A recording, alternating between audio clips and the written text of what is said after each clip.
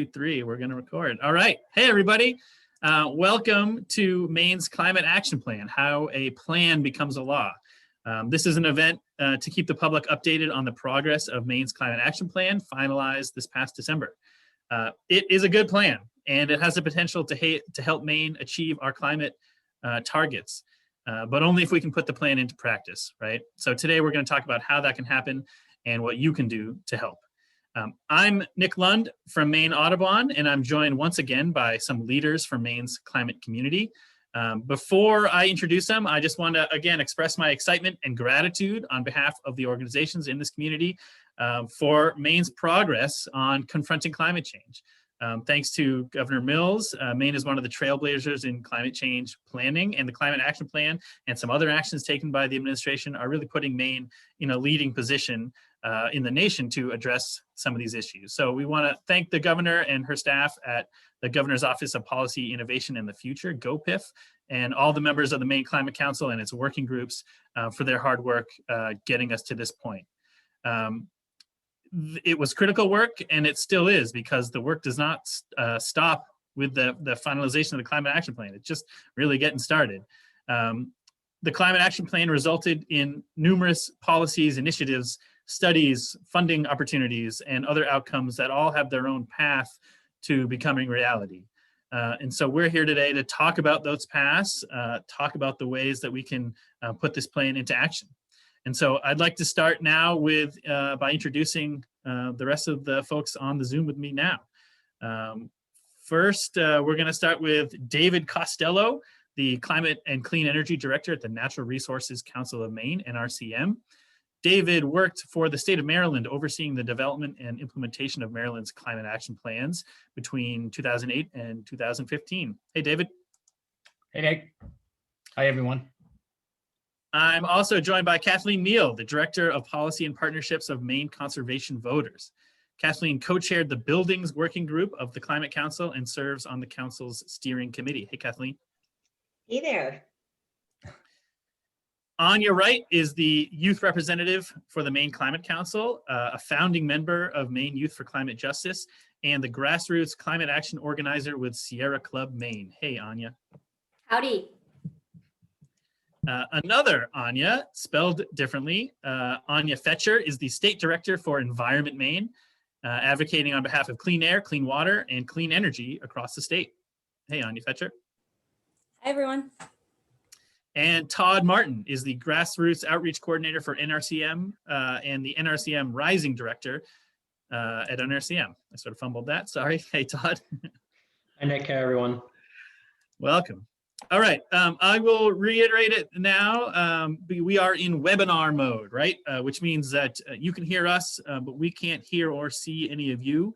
So if you want to contact us, if you have questions, please put them in the Q&A box. On my screen, it's two little speech bubbles next to each other. Down along the bottom, it says Q&A. Type them in there. We'll save them all till the end and get to them then. You can put those questions in there at any time you want if something comes up. Feel free to use the chat to tell us hello or tell us where you're coming from. But otherwise, we won't really be looking at the chat too much. I did remember to record, so we are going good there. And this will be up on our various channels through the various organizations soon after we're done here. So I think that's all from the technical perspective. And now our first order of business is to turn things over to Anya Fetcher, who is going to do, if you're binge watching a show, every episode starts with a "How did we get here?" a little recap. And so that's what we're going to do now. And I'm going to turn it over to her. I'm going to share my screen so we can get there, and let's see if that works. Great. Thanks so much. Right? Yeah, I think that works. Yeah. Great. Thanks, Nick. And hi, everybody. As Nick said, I'm just going to do a quick recap of the last episode of the year. So many of you may already know this, but just as a reminder, on June 26th of 2019, the governor and legislature created the Maine Climate Council, an assembly of scientists, industry leaders, bipartisan, local, and state officials, and engaged citizens. Next slide, please. So the council was charged with developing strategies to both reduce Maine's greenhouse gas emissions and to ensure Maine's people, economy, and communities are more resilient to the impacts of climate change. You can see here the principles that are meant to guide the Maine Climate Council. Next slide. More specifically, the council was tasked with developing a 4-year plan to put Maine on a trajectory to reduce emissions by 45% by the year 2030 and at least 80% by the year 2050. By executive order of Governor Mills, the state must also achieve carbon neutrality by the year 2045. And that's the plan that was released this past December. Next slide. So there were 6 working groups with a total of about 250 members that were created to inform the Maine Climate Council and recommend strategies for the climate action plan. Each working group spent months developing its climate mitigation and adaptation strategies, which were presented to the council last June. So the working groups are buildings, infrastructure, and housing, coastal and marine, community resilience planning, public health and emergency management, energy, transportation, and natural and working lands. There's also a scientific and technical subcommittee which provides and provided last year and continues to provide the latest information on direct and indirect efforts of climate change and factors contributing to those efforts in the state. To the Maine Climate Council's working groups to help inform their research and consideration of mitigation, adaptation, and resilience strategies. That 369-page report that they released last year goes into great detail, as you can imagine, on the way that climate change will affect Maine. It's available if you're interested in perusing it. It's available on the Maine Climate Council website. Just a quick overview of the timeline that led up to where we are now. So, as I said, on June 26th of 2019, the bill was signed to create this council. And then on September 26, 2019, the Maine Climate Council launched its first quarterly meeting. That fall, the working groups met and continued throughout the rest of the year till last June, working to come up with their recommendations and proposed solutions. In January 29th of last year, the second Maine Climate Council quarterly meeting happened. In February, the Scientific and Technical Subcommittee released their scientific assessment of climate change and its effects in Maine. And then in June of last year, there was the third of the Maine Climate Council quarterly meetings, and that's when the working groups presented their draft strategies to the Maine Climate Council. And then once those draft strategies were proposed throughout the rest of the summer, the Maine Climate Council considered those strategies. They received cost of doing nothing and cost benefit analysis reports from external analysts, Eastern Research Group and Synapse, and they also gathered public input on the draft strategies via surveys, which many of you submitted. And then in the fall of 2020, the Maine Climate Council refined and selected their final strategies and prepared for the state climate action plan. And then in December, on December 1st, they released their 4-year state climate action plan. It was presented to the governor and the public. I don't know if you remember, John Kerry was there. It was a big deal. So now we're at the point where the legislature will consider and decide any legislative and rulemaking actions to enact into law. So this plan was presented to the public, and the Climate Council will continue to meet quarterly, and working groups will meet at least twice a year to monitor progress.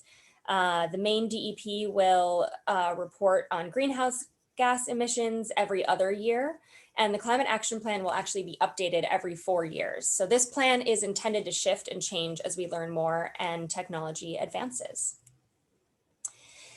So you may have heard the saying that a goal without a plan is just a wish, but I'd like to add that a plan without action is just some scribbles on a piece of paper, not to lessen the value of this plan. But in other words, the Climate Action Plan provides great recommendations and guidelines for how Maine can achieve carbon neutrality by 2045. But until actual policies are passed and the ideas become law, we won't see much progress as we need.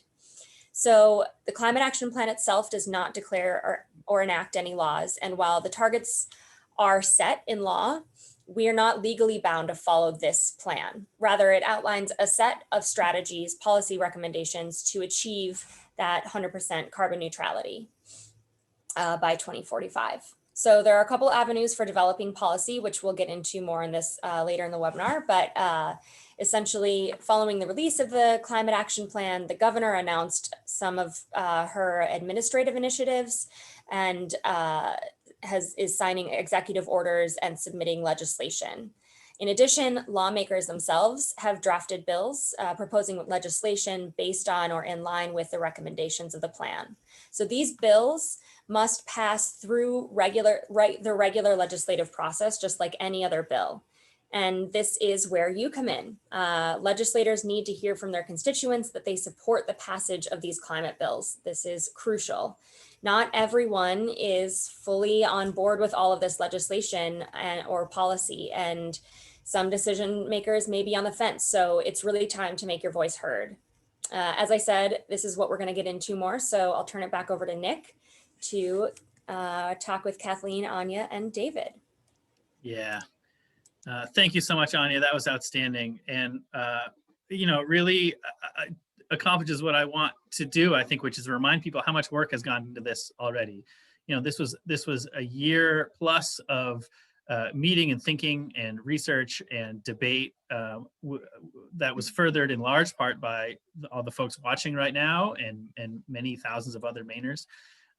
It's been a real effort. And this is, like she said, a big deal.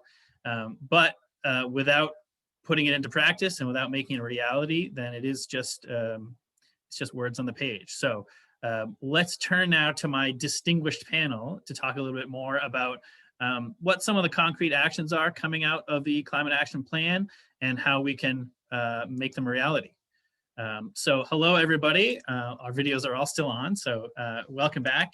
Let's get to this part of it. So the Climate Action Plan was broken down into about 8 different issue areas, 8 different focus areas, each with their own actions or proposals or initiatives. And so we're gonna talk to you about some of the major ones moving, broken down by issue area.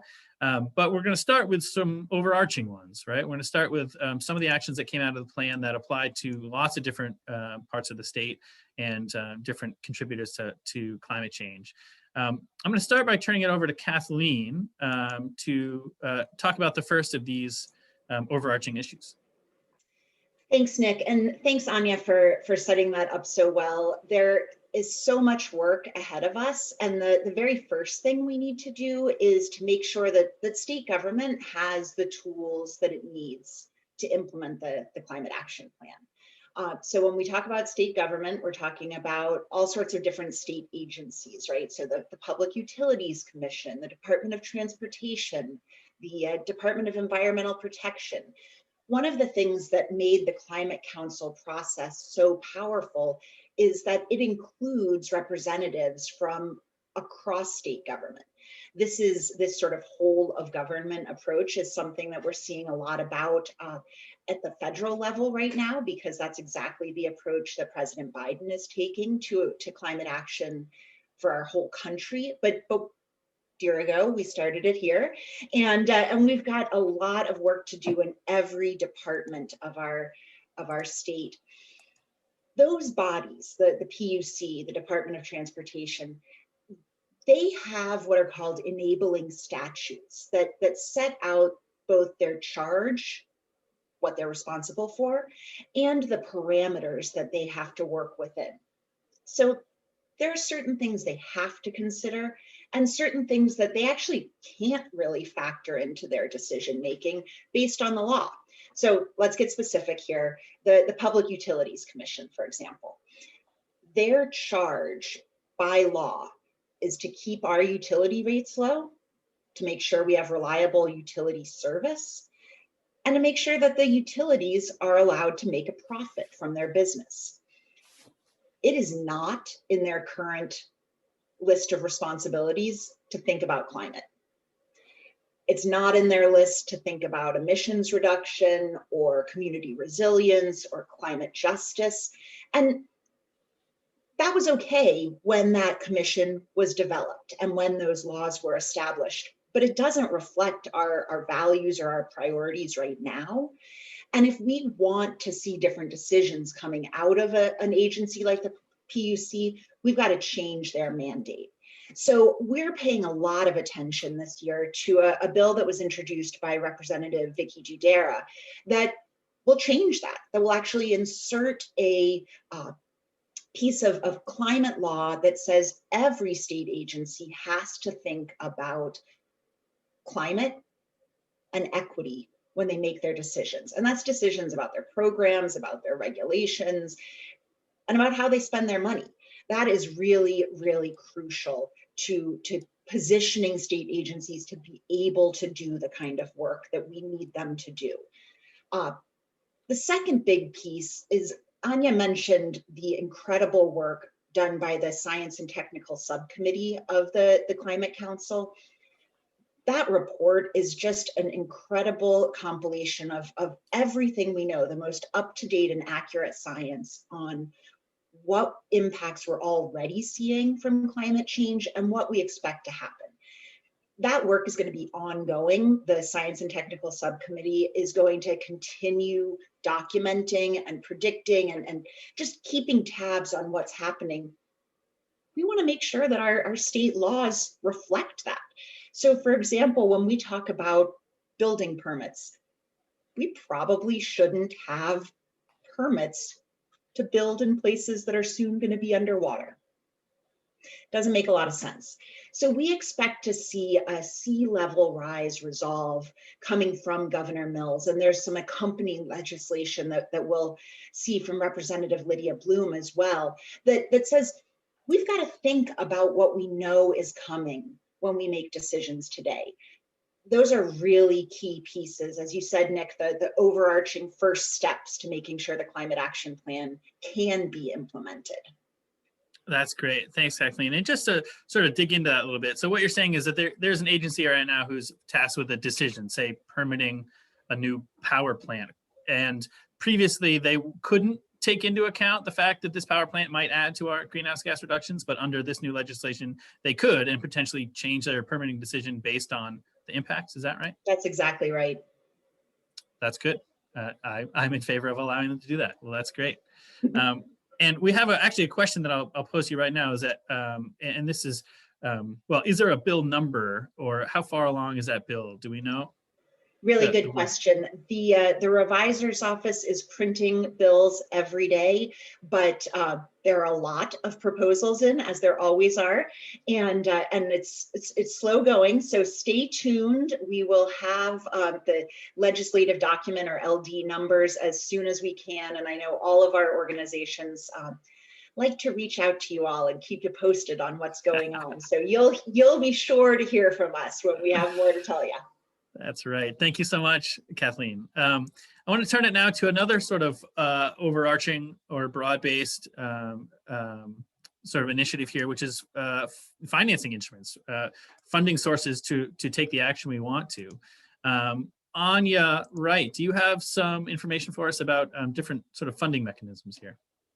Yeah, absolutely. And this is such an important piece of the puzzle. How the heck do we pay for all of the work that needs to get done as we combat climate change in Maine? So I'm going to talk about two different pieces of work that are in the legislature this session, the Clean Energy Accelerator and the Land for Maine's Future Bond. And I'll start with the Clean Energy Accelerator, which is a finance solution that will increase the availability of funding for energy efficiency, clean energy and other climate action plan recommendations in the state of Maine.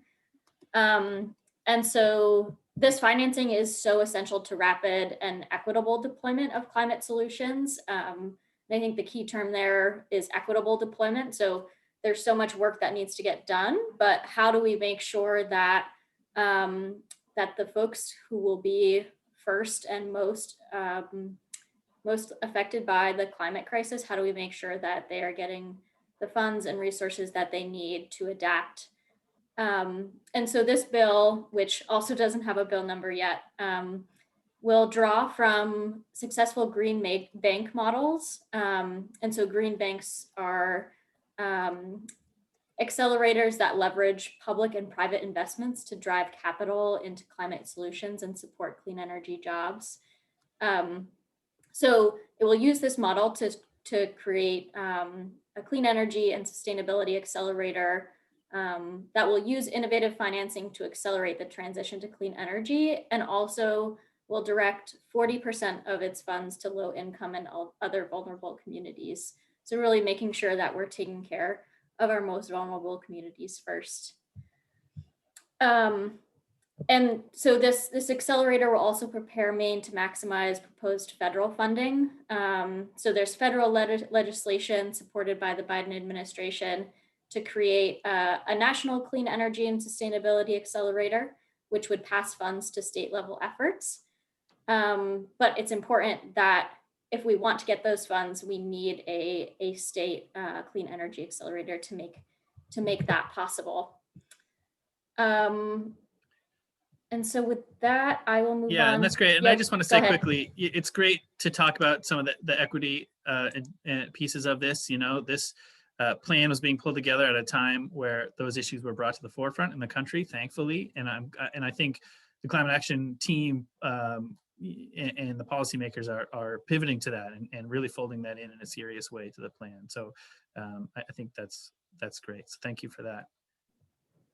Yeah, absolutely. And I think, you know, another thing that I think about a lot and that I think we're all thinking about is, you know, the climate crisis really touches so many different social justice issues. And so the Clean Energy Accelerator is really one of those initiatives that can get to the root to some of the injustices that we're trying to alleviate as we, you know, also solve the climate crisis. So it's special in that way too. So I'll transition quickly to talk about Land for Maine's future. As many of you may know, Land for Maine's future has a record of success for preserving special places and protecting Maine's natural legacy. Currently, about 21% of Maine is conserved land, but under the Maine Climate Action Plan, the plan calls for conserving 30% of Maine's land by 2030. And so the Land for Maine's Future Bond is really essential to making that possible. And it's so important that we conserve our forests and space to protect our traditional industries, to protect our land from climate change as it impacts our future, and also to protect our open spaces for recreation, as I'm sure you all have used our state parks and national parks during COVID-19. I know I live in Acadia National Park, and it's been, I don't know how I would have gotten through COVID without being able to access the park. Yeah. Oh, go ahead. Yeah, I'm just, it's been a record year for recreation in a lot of these state and federal lands in Maine. Everything from state parks, national parks, to, you know, rail trail corridors, to lots of things. You know, LMF is, as you say, really important to protect forests and other sort of carbon sinks, but also giving Mainers the needed places to get out. And that means trails, snowmobile trails, wildlife areas, parks. So LMF, I think, is a double or triple or quadruple whammy when it comes to sort of doing good for the outdoors here. Awesome. Well, thank you so much, Anya. That's great. So we have, those are our sort of overarching issues we're talking about here, some funding sources, some enabling legislation and other things that'll touch on a lot of different subjects. But now we want to hone in a little bit closer on some of the subject areas, starting with transportation. So transportation, as you may know, is the biggest single contributor to greenhouse gas emissions in Maine.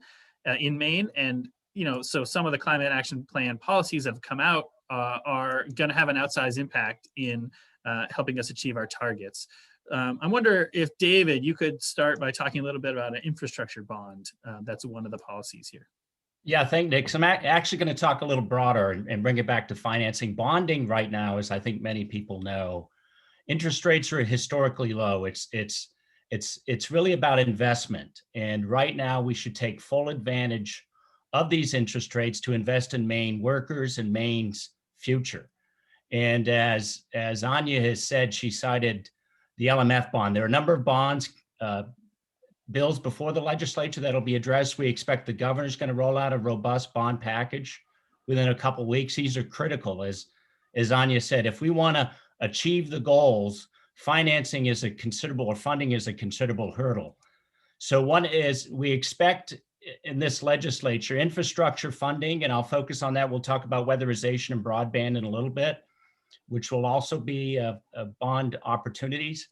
But looking at our infrastructure, whether it's transportation, multimodal transportation, we expect to see some funding proposals there. We also expect funding to basically seed an adaptation fund, a climate adaptation fund. As many people know, climate impacts are already here.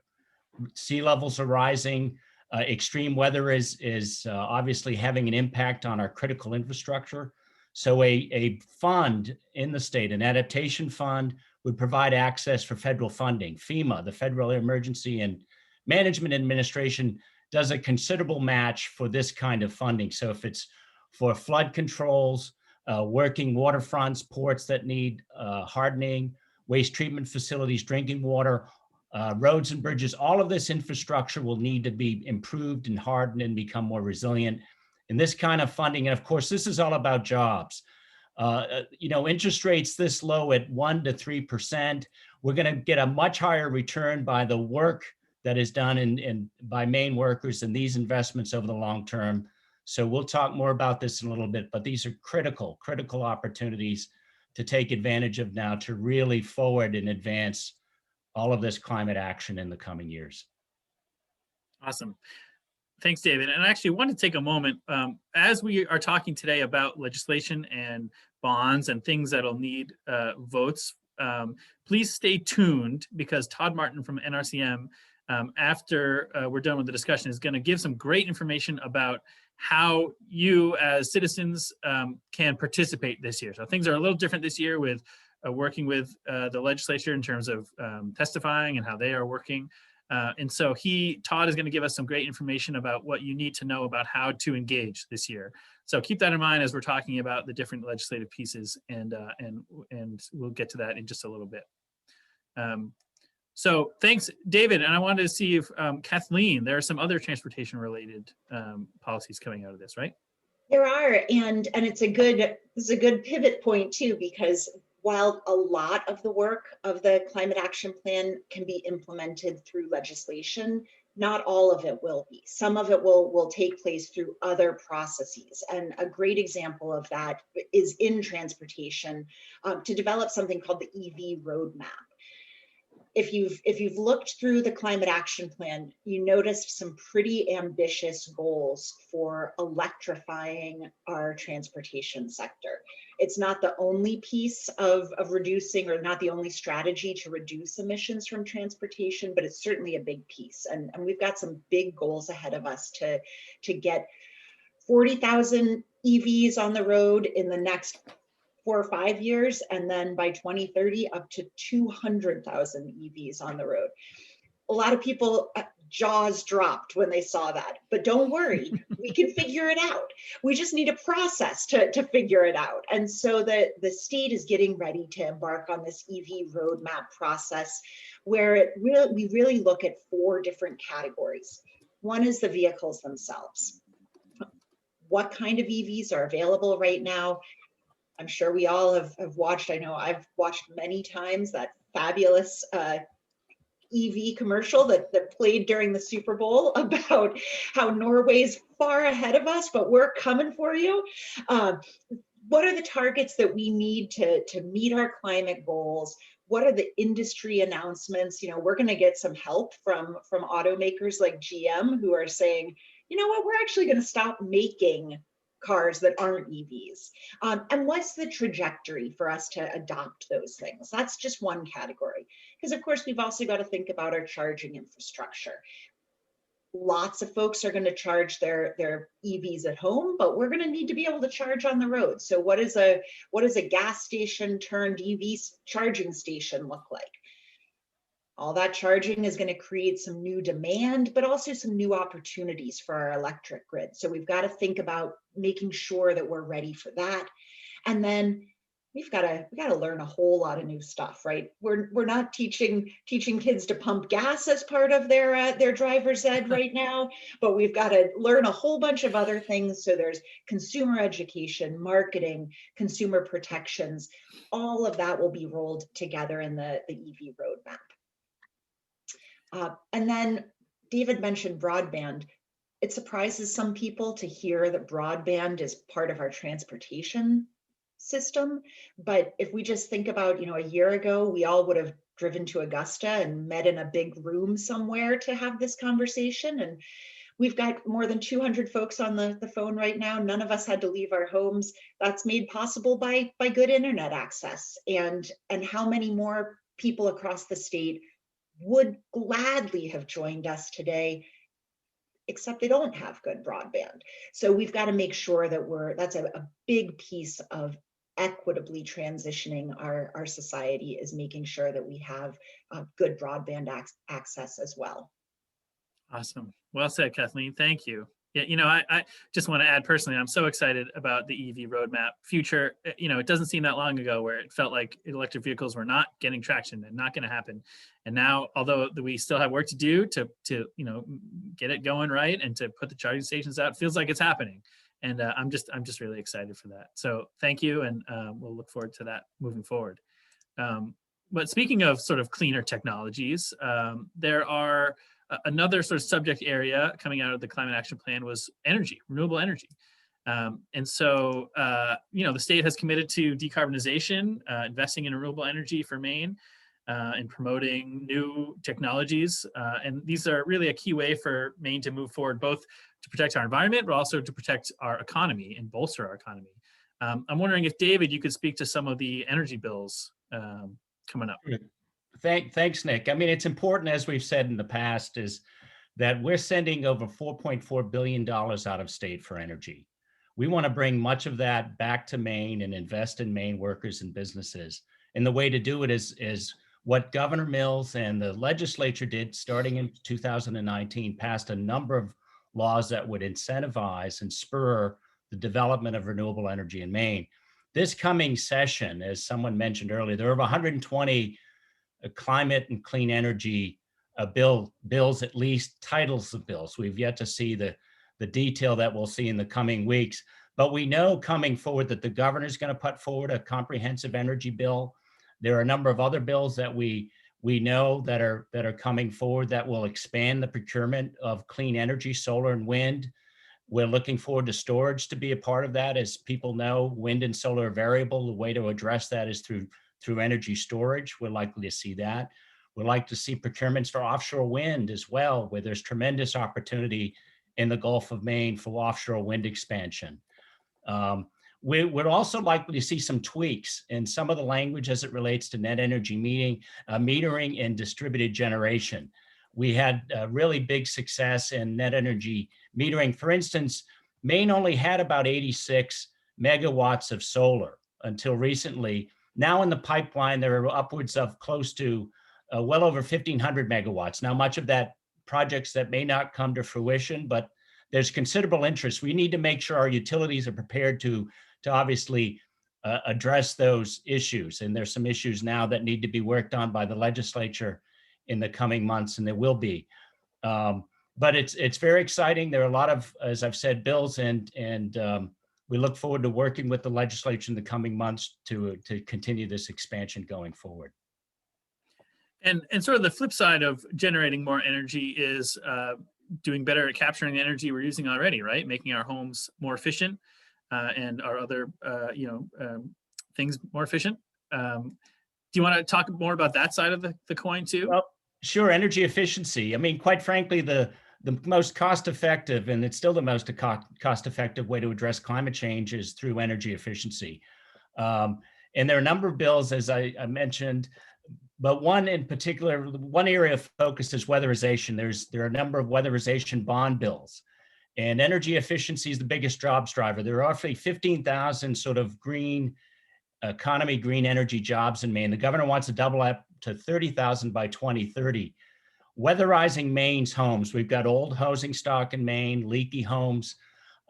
Senator Pouillat's got a very good bill that he's put forward that would put $20 million, 10 of it to help seniors and low and moderate income households weatherize their homes, and another 10 million for schools and municipal buildings. We think that's an important bill. We're very supportive of the environmental community, understanding that it takes 2/3 vote in the legislature. So it's critical that this is a bipartisan bill, and it's great to see bipartisan support for weatherization, as well as Kathleen talking about broadband, and hopefully for much of the governor's package going forward, because again, these kinds of investments, these are great business decisions. You invest where you're going to get the highest return for the smallest amount of interest rate. And this is a perfect time, once again. This particular bill by Senator Pouillat, we expect would generate close to 200 jobs alone. So we think that's extremely important. Other things that we're looking at in the climate action plan is to build out heat pumps, ground source and air source heat pumps, putting more money into that. There's an interesting bill called CPACE. It's commercial property assessed. It's a commercial property assessed program to generate more funding for commercial buildings to be weatherized and to put in place energy efficiency. And again, the amount of dollars saved by lowering electricity demand helps lower the impact on the grid. We're going to have to build out the electrical grid in Maine as we electrify transportation and on more heating in buildings, moving away from fossil fuels. And again, these kind of energy efficiency helps to reduce that demand and load and provides more space for progress moving forward. Excellent. Thank you, David. Yeah, and I think the economic benefits and the job benefits of putting these policies into action are really exciting. And I think the climate action, the council who put this together did a lot of good thinking into how are we going to train people? How are we going to provide resources for our workforce so that we can actually, physically get these heat pumps, et cetera, into place. Anya, right, I'm wondering if you could talk a little bit more about some of the pieces that were put in there in terms of, workforce training. Yeah, absolutely. And Nick, I think you said it well. There's so much work to be done and a lot of training to be done and a lot of new and exciting jobs that need to happen so that we can address the climate crisis in Maine. And so some exciting things that have come out of the climate action plan are, a wish to establish a climate crisis corps that would be an effective job training program for folks to learn more about weatherization tactics.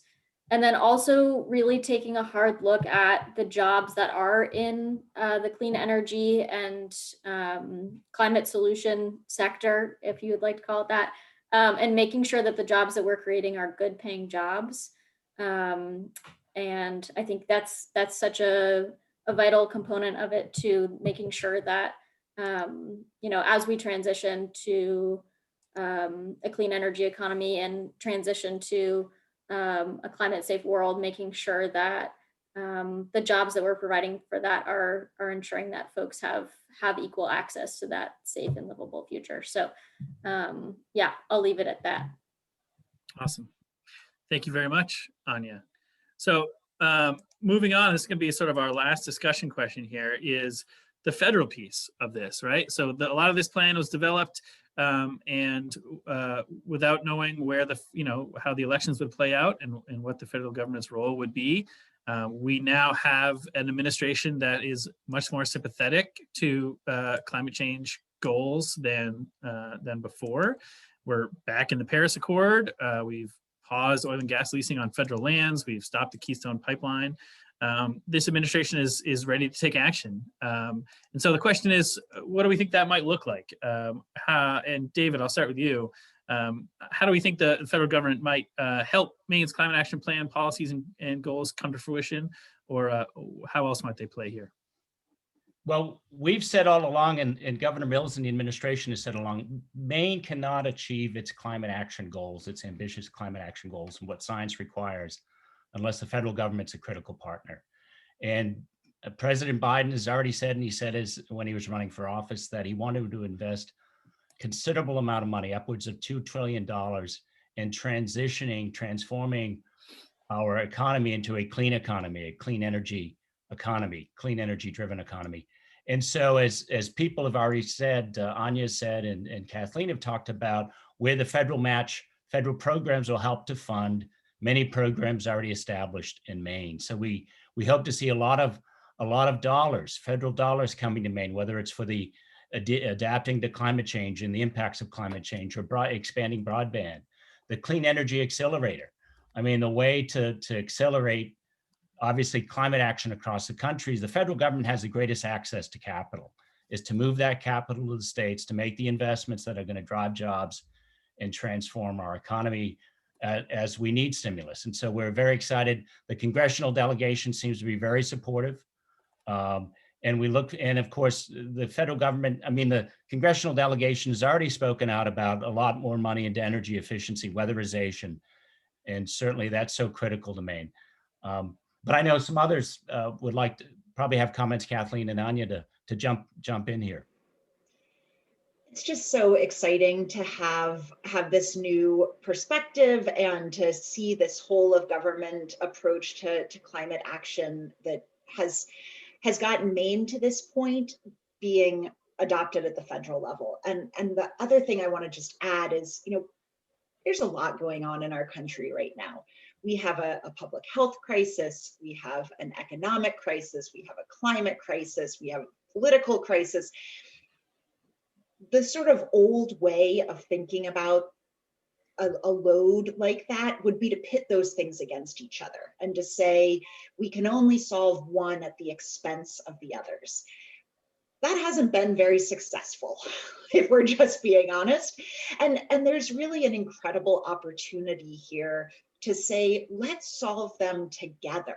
Let's address the economic crisis by investing in climate solutions that, as Anya said, increase the number of good paying jobs and support economic resilience and community resilience.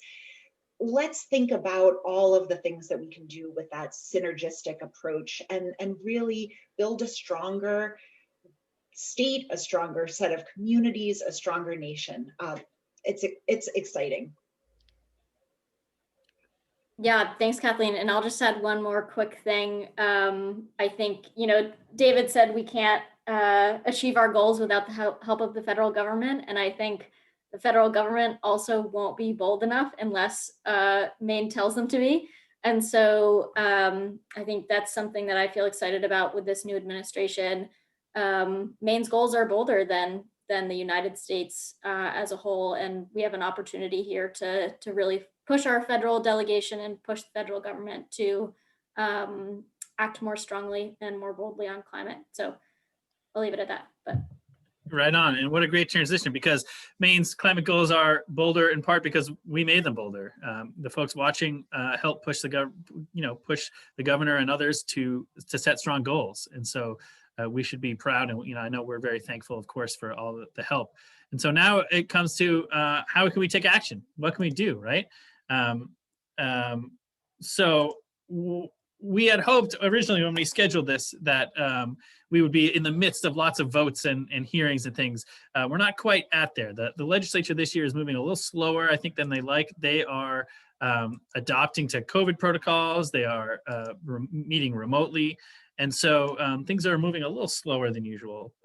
But of course, as we do, the organizations on this call are going to keep you informed of opportunities to take action and different ways to do that. I'm going to post in the chat a couple things. These are some links to receive alerts from Maine Audubon. Sierra Club is putting on a bunch of great trainings that can help you get ready for the coming session. MCV has an advocacy series coming up there. If you heard about this event today, you probably are in tune with some of us. So stay on those tracks, listen, because we will be ready to pounce when the time is right on any of the actions that we've been talking about today. But I want to turn it over to Todd Martin now, because as I said, this year is a little different than usual. And I want to make sure that he's going to give you some great information on what that means for you and how you can make your voice heard most effectively. So Todd? Great, thanks very much, Nick. I'm going to go ahead and share my screen here and start from the beginning here. Just bear with me for 1 second. All right, so fantastic. So as Nick said, this legislative session, along with kind of life in general, look fundamentally different. The legislature, as you know by now, is meeting virtually and remotely, and public hearings are happening online via Zoom. The two kind of upsides here is that one, you don't have to travel to Augusta to participate in a public hearing. And two, you already are clearly able to join a Zoom webinar because you're here today. So you're fully able to just rest assured that you are well equipped to participate in public hearings this session. And you've heard about several pieces of legislation and bonds that are going to be coming forward. We're going to need folks like you to testify at these upcoming public hearings to ensure that those bills get over the finish line. So I just want to spend a couple of minutes. I know we're a little short on time, but I want to cover two things to help you participate in the legislative session this year. So I'll cover quickly how to participate in a virtual public hearing via Zoom, and also how to submit written testimony online. So starting with submitting your testimony online, this is a new process for this year. You used to have to just email the committee clerks with your testimony, but there is now an online testimony submission portal, and it's very simple to use, and I'll show you how to use it in just a minute. But just a couple of quick steps. So this is the URL, mainelegislature.org/testimony. You'll first select the committee that you want to submit your testimony to, the date of the public hearing, and then you have to select the bill. And again, I'll show you this in just a moment. You'll upload your testimony either as a doc or a PDF, or you can type it directly into the text box on the screen, enter your information. The last step is confirm that you're not a robot. If you are a robot, don't submit written testimony, and then hit submit. I'll note, if you would like to submit written testimony after the public hearing has happened, you need to email it directly to the committee clerk.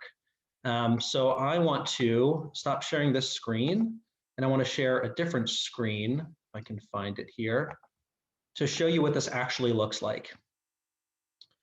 So this is the online testimony submission portal. Again, mainelegislature.org/testimony.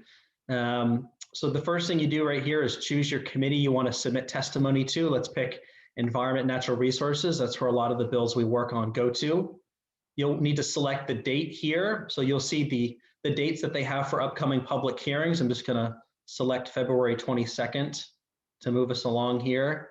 And then what you'll see is the 3 bills that will be heard that day. So the LD 39, enact to remove the plastic bag ban. You should testify against that. So pick the bill you want to testify on or you want to submit testimony on. And then right here is where you can upload your testimony as a PDF or a Word doc. Or you can just type it right here in the text box. Then enter your information, confirm you're not a robot, and hit submit and register. So it's pretty simple to use. This will make sure that all the lawmakers on the committee receive your testimony, and they'll be able to actually read along with your testimony as you're presenting, if you want to present at the actual public hearing. So let me get back here into my slides. So that's how to submit written testimony online. If you actually want to speak at a public hearing on Zoom, here are some steps on how to do that. So Here's a snapshot from a recent public hearing. This is what they look like, similar to what we look like here on the screen right now. So the first step is you have to sign up for these virtual public hearings. Again, they're happening on Zoom webinar. You're here today, so you're well equipped to sign up for these. You want to sign up using the same testimony submission portal that I just showed you. But there's a little checkbox at the bottom of that box that says, I would like to present testimony live. Just make sure that you check that box. And then you'll immediately receive an email from the committee clerk with a link to register for the hearing. So make sure you look for that email, complete that registration. Once you complete that registration, you'll automatically get an email from Zoom confirming your registration, and you'll receive the link for the webinar. A couple quick tips. Of course, join the hearing on time. You don't want to be late. When you join a virtual public hearing this session, again, it's in webinar, so just like today, your video and your audio will be disabled. You'll be able to see and hear the committee members, but they won't be able to see you quite yet. Make sure that your lighting is adequate, that your background is free of distractions, or that you have a cool mandala behind you. And make sure that your camera is positioned from your shoulders up. So it's important to make sure that you have some good Zoom etiquette and you don't end up looking like this guy on Zoom. When it's your time to testify, the clerk of the committee will promote you from an attendee to a panelist. You'll have to accept, you'll have a little blue box pop up and you'll have to accept on your Zoom screen, and then your video will be enabled. So the committee will be able to see you, as will everybody who's tuning into the hearing. However, you'll stay on mute. You need to physically unmute yourself when it's your time to testify. When the chair calls on you to speak, unmute yourself and read your testimony. And when you're done, the committee clerk will change you back to an attendee, and so that your video and audio will be turned off again. And that's it. Again, you're here today, so you have all the tools you need to be able to participate in a virtual public hearing this legislative session. And the last thing I'll say is, if you just want to watch a public hearing, you don't want to testify at a public hearing, the Maine legislature has its own YouTube page, and each committee has its own channel. So if you go to YouTube and just type in the search bar Maine legislature and click on this channels tab, you'll see all the committees in the legislature and recordings of their past public hearings and what they have coming up. So that's all I got, and I'll turn it back to you, Nick. Awesome. Thank you so much, Todd. That is really useful information. And we hope you all wrote it down. Is there a source from NRCM to maybe, or somewhere else, to get that information outside of this presentation? NRCM is putting together actually some video tutorials on how to manage this process. We're also coming up with a new web page that will go live in the next couple of weeks. So certainly stay tuned. Great. Yeah, this, as someone said in the chat, this is a more environmentally friendly and easier way to do it once we get a hang of it. So we hope you can all take advantage. So I am looking at the clock. There are lots of questions. Let's just dive right in. If you guys have additional questions, put them in the Q&A box. And we're just going to get started with a little free for all and some questions. Starting with, there are a couple of questions in there about municipalities. How can towns in Maine, what role can towns play in implementing these policies or pushing some of these policies? I'm not sure who wants to answer, but if someone will. Yeah, just like the federal government can offer support and needs to be pushed by states, municipalities can, the state needs to be pushed and can offer support to towns. So a lot of towns have energy committees and local efforts that have really helped lay the groundwork for the climate action plan and will be a key part of implementing it. One of the things that the community resilience supergroup, they called it, tackled in the climate council process was just what kind of support do municipalities need? It's a big job, and they're in the process of mapping out what kind of resources and sort of centralized information the state can provide to municipalities, as well as additional funding. So stay tuned. Excellent, thank you.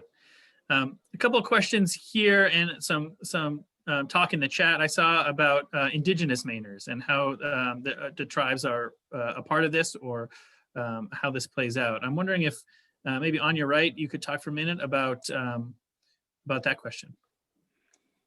Yeah, sure. And I'm not as familiar with the bill that's in the legislature. So Kathleen or David, I invite you to talk about that too. But yeah, I think the environmental movement needs to be uplifting and supporting tribal voices as we address climate change in this state.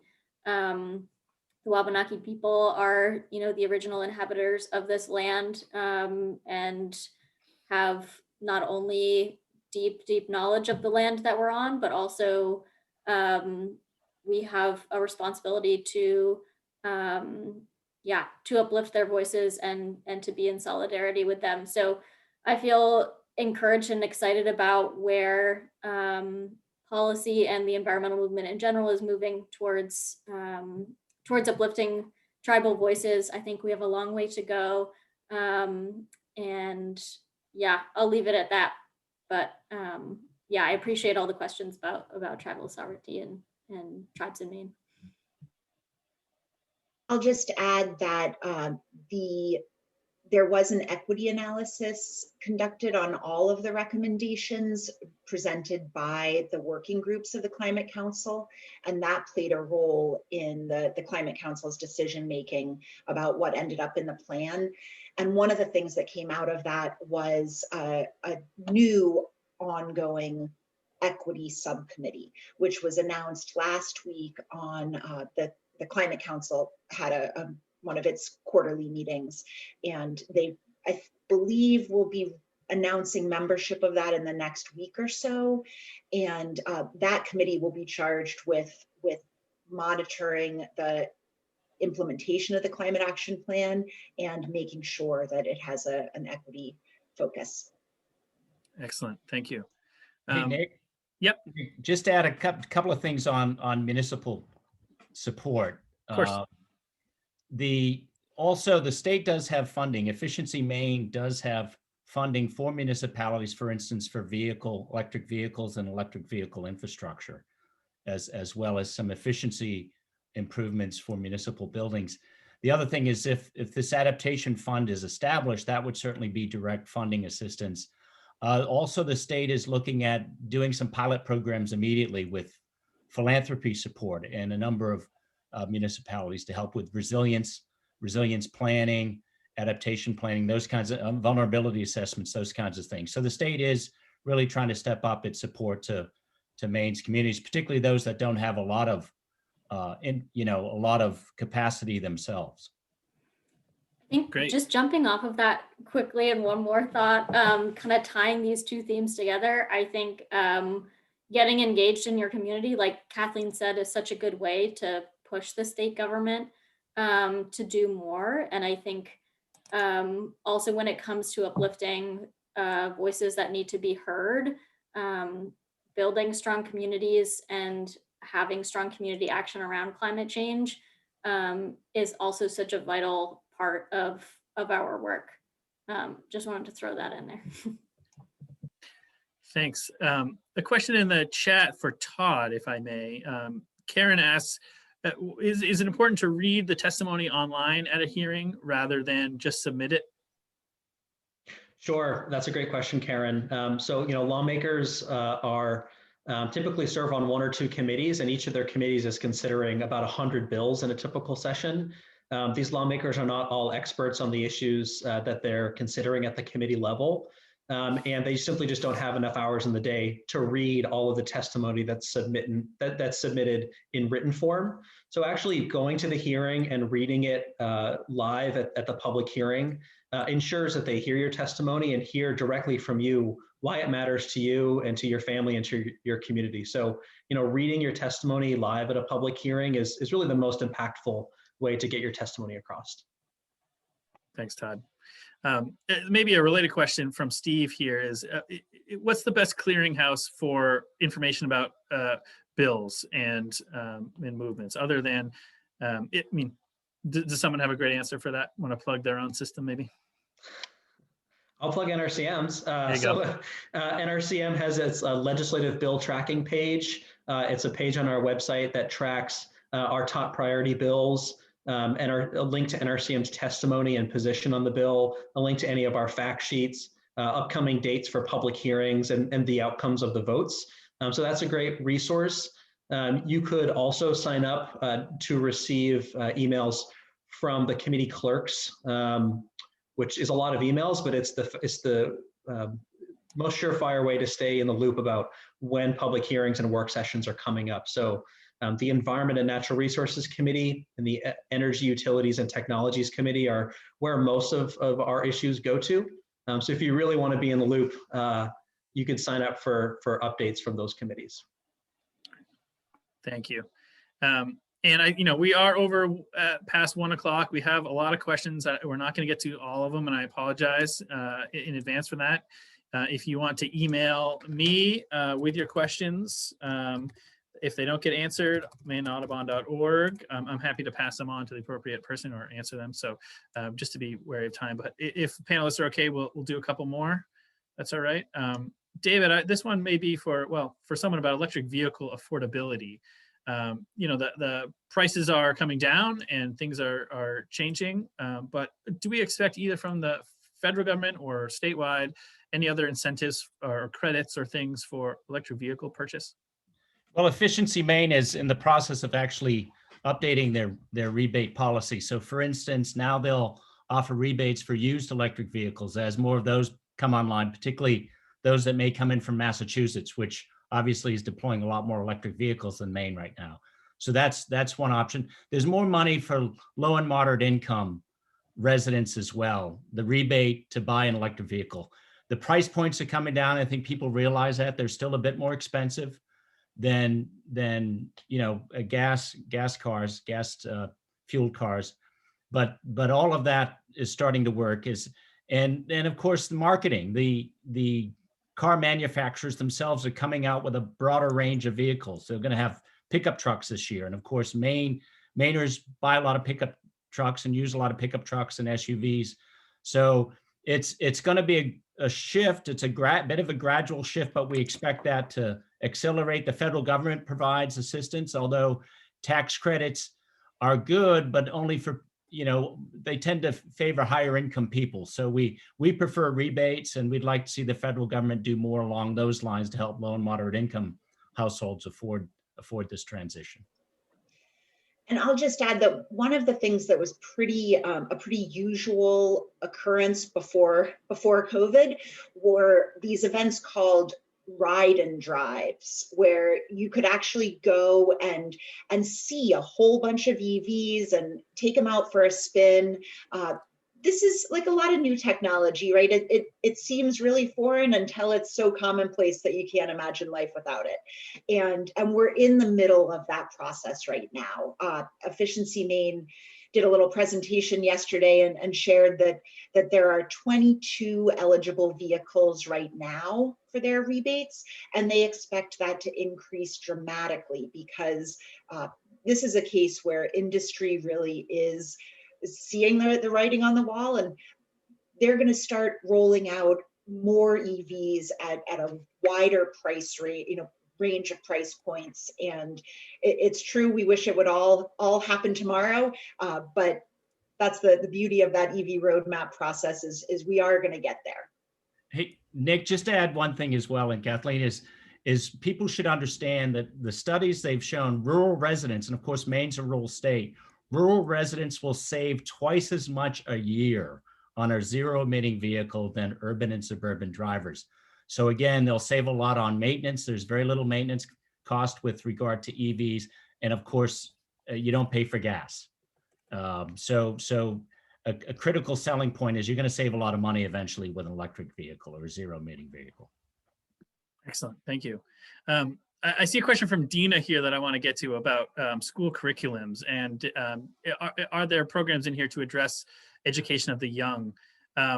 They did, and I'd love to have someone else speak more to it, but in one of the areas of the Climate Action Plan, parts of the implementation plan we didn't cover, there's a section for communication, and increasing pre-K to 12th grade education programs about climate change as part of that. I don't know any more details or if that's in progress, but it is happening. Anything else to add on that? Yeah, I can just add a little bit more detail, and I'm not totally up to speed on what's happening now, but out of the climate action plan came a call for evaluating our K through 12 education as it has to do with climate change. I know I graduated high school in 2015, barely learned about climate change, really had to self-select in college to learn more deeply about the climate crisis. And so, yeah, education around climate change is really vital moving forward. It is a part of the curriculum, but there just aren't enough resources for teacher training, aren't enough resources on climate justice and non-science portions of climate change. So yes, it's being worked on. And that's, yeah, more to come. Awesome. Well, it's 1:10. I set that as the goal that we would not go over more than that. I apologize to all the questions we didn't get to, especially Heidi. I know you have an urgent question. If you'd like to talk with me about that, I'm happy to get you an answer. Does any last words from the folks on the panel? Thanks to everybody for joining, and Nick, thanks for offering to be a contact. You can also reach out, I'm sure, to any of us, and our organizations love to keep in touch and send you action alerts and let you know when we need you, which is always. So thank you. And I was asked to put my email back in the chat. It's nlund@maineaudubon.org. Thank you all very much for joining. Thank you to my panelists, Kathleen, David, Anya, and Todd. And thanks everyone for joining. Stay in touch. We still got a lot of work to do, but we're going to do it. Thanks very much. Have a good day. Thanks, Nick. Thanks, everyone. Yeah. Bye.